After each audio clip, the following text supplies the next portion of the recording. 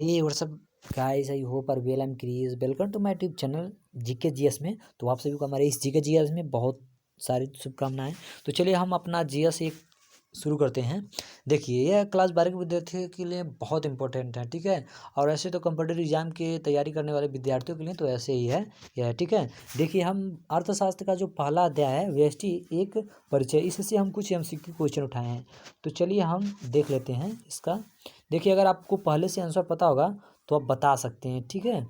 Attempt कीजिएगा और हम बताएंगे ही, बताने के लिए हैं। तो चलिए, क्वेश्चन है, उत्पादन संभावना वक्र किस ओर ढालू होता है? ऑप्शन पहला है ऊपर से नीचे की ओर, ऑप्शन बी है नीचे से दाएं की ओर, ऑप्शन सी है ऊपर से बाएं की ओर, ऑप्शन डी है दाएं से बाएं की ओर। तो चलिए हम इसका आंसर शो कर दे रहे हैं। देखिए, ये इसका आंसर है नीचे से दाएं की ओर उत्पादन संभावना वक्र की ओर यह ढालू होता है, ठीक है।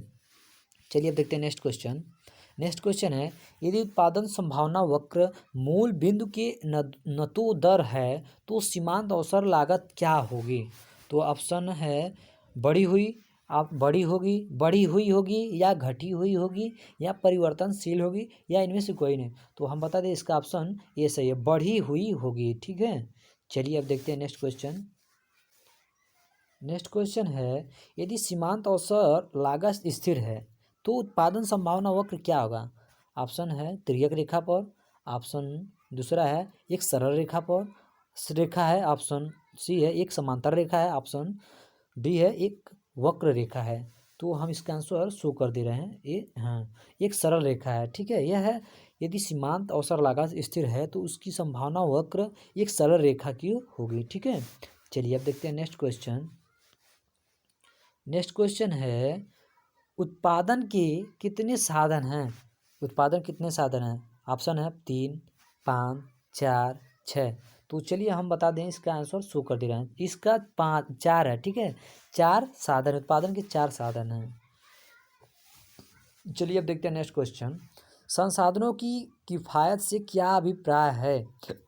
संसाधनों के बुद्धिमत्तापूर्ण प्रयोग, ऑप्शन बी है संसाधनों के प्रयोग में मनमानी, ऑप्शन सी है संसाधनों के प्रयोग में आधिक्य, ऑप्शन डी है इनमें से कोई नहीं। तो ये बता दें इसका ऑप्शन ए सही है, ठीक है।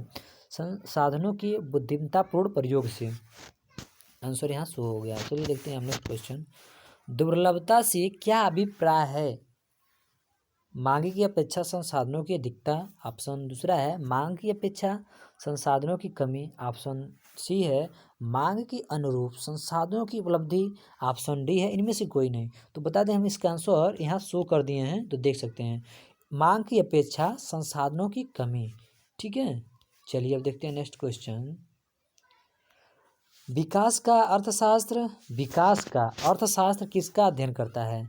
बाजार का, सामाजिक विकास का या संसाधनों के विकास का या वैज्ञानिक आविष्कार का? तो बता दें हम इसका आंसर ये संसाधनों के विकास का करता है, ठीक है। तो ऑप्शन बी सही, सामाजिक ऑप्शन सॉरी बाबा, थोड़ा जुबान फिसल जाता है।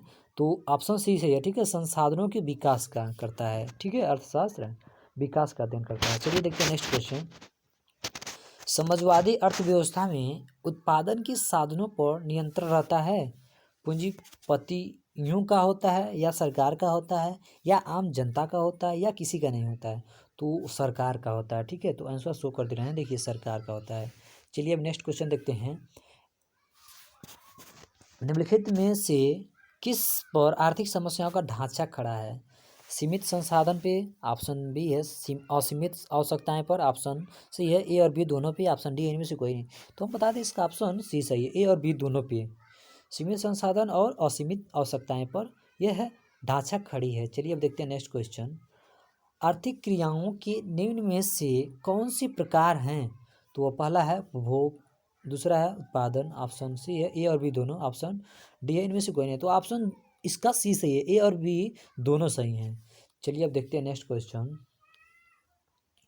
व्यष्टि अर्थशास्त्र के अंतर्गत निम्न में से किसका अध्ययन किया जाता है? व्यक्तिगत परिवार, व्यक्तिगत कार, व्यक्तिगत उद्योग, उपरोक्त सभी। तो बता दें हम इसका ऑप्शन सी सही है, ठीक है। और व्यक्तिगत उद्योग का, व्यक्तिगत उद्योग। चलिए देखते हैं हम नेक्स्ट क्वेश्चन।